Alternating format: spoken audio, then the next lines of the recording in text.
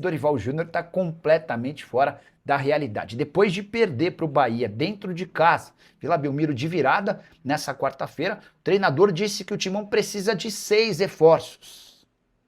Mas chegou a citar Gerson e Malcom como 2 atletas que foram procurados pelo Corinthians.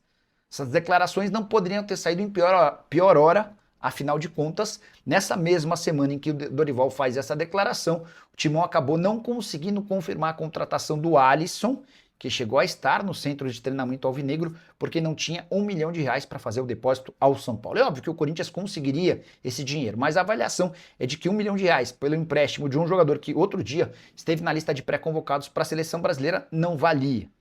Como é que o Dorival tem a coragem de dizer que Gerson, comprado recentemente pelo Cruzeiro por 27 milhões de euros, e Malcom, uma das maiores atrações do futebol saudita, alguém que hoje certamente vale algo na casa de 30, 40 milhões de euros, estiveram na pauta alvinegra?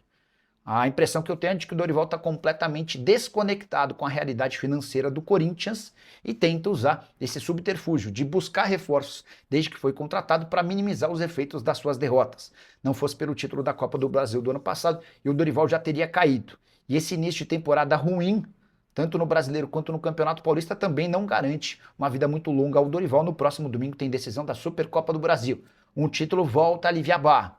Uma derrota para o Flamengo em Brasília certamente vai fazer com que os corneteiros voltem a bater na demissão do treinador. Juca Toledo, boa noite, Nicola. Algum reforço no Timão? Juca, estava conversando com um dirigente corintiano, não vou identificá-lo. Vou até ler a conversa e vocês tiram as próprias impressões. Perguntei assim, ó. Júnior Santos sem chance, hoje não está na pauta. Aí eu completei, Cebolinha e Michael, ainda tem chance?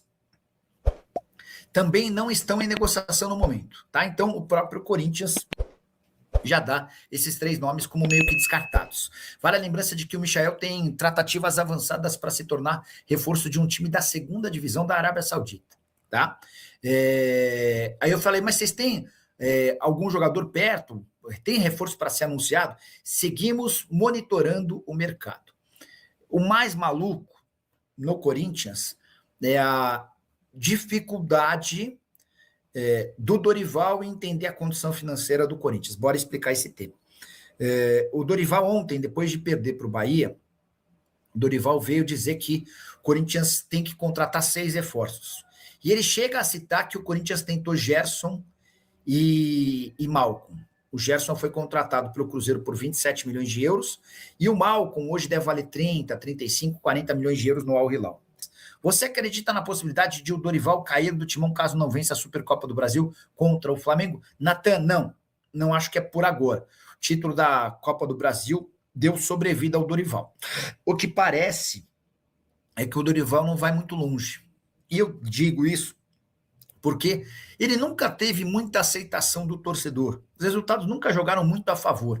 E aí, para completar, as entrevistas parecem meio desconectadas com a realidade financeira do clube.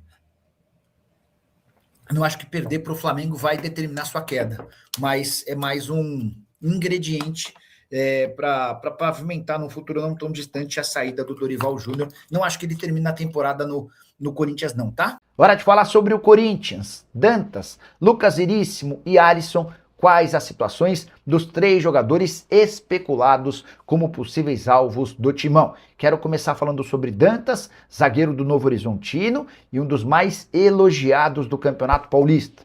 Samir Carvalho, meu amigo e setorista do Corinthians, afirma que o Timão tem negociações para contratá-lo. Antes de gravar o vídeo, procurei Luizinho Carvalho, representante do Dantas. Ele assegura que não houve contato do Corinthians. Hoje, os interessados no Dantas são o Internacional e o Atlético Paranaense. E ainda que o Corinthians procure mais informações, é difícil imaginar que o negócio saia. Novo Horizontino pede 2 milhões de dólares. Você sabe que o Corinthians hoje não tem grana para grandes investimentos. Sobre Lucas Veríssimo, que já atuou no Corinthians, depois se mudou para o Al Duhail. Ele não foi bem no time Qatar e acabou sendo emprestado para um rival bem pequenininho lá do Qatar, o Al Akra.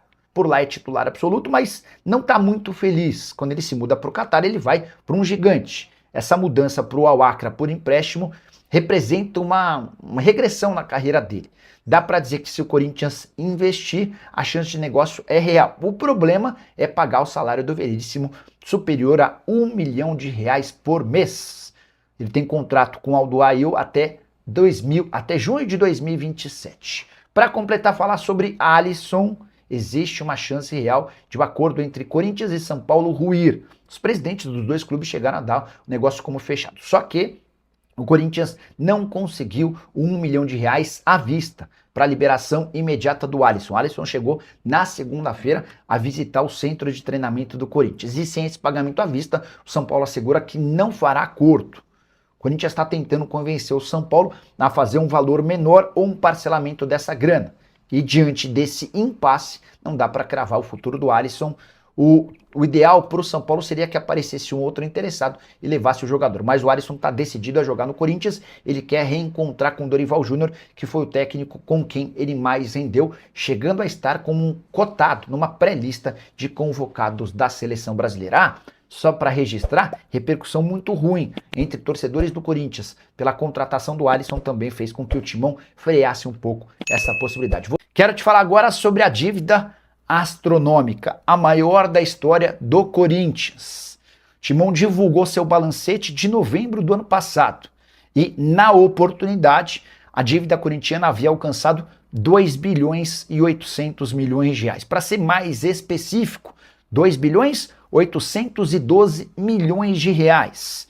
Essa dívida se concentra em pendências do clube, 2 bilhões 150 milhões, mais 661 milhões de reais do financiamento da Neoquímica Arena.